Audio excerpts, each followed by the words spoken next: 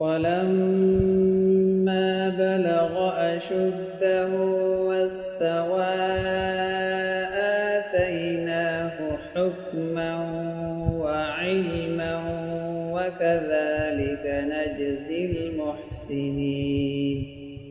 ودخل المدينة على حين غفلة من أهلها فوجد فيها رجلين يقتتلان هذا من شيعته وهذا من عدوه فاستغاثه الذي من شيعته على الذي من عدوه فوكزه موسى فقضى عليه قال هذا من عمل الشيطان إنه عدو مضل مبين. قال رب إني ظلمت نفسي فاغفر لي فغفر له إنه هو الغفور الرحيم.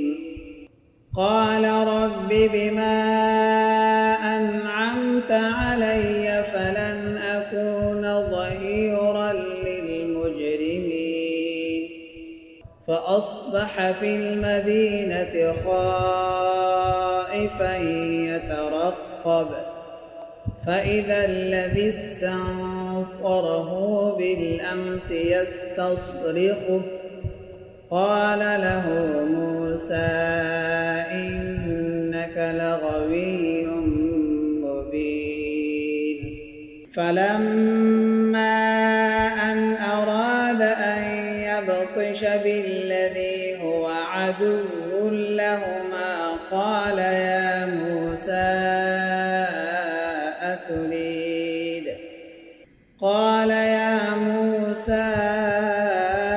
أتريد أن تقتلني كما قتلت نفسا بالأمس إن تريد إلا أن تكون جبارا في الأرض وما تريد أن تكون من المصلحين. وجاء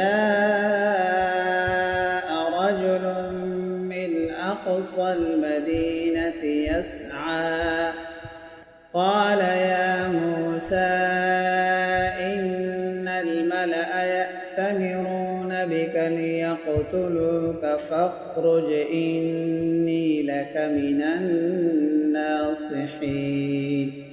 فخرج منها خائفا يترقب قال رب نجني من القوم الظالمين.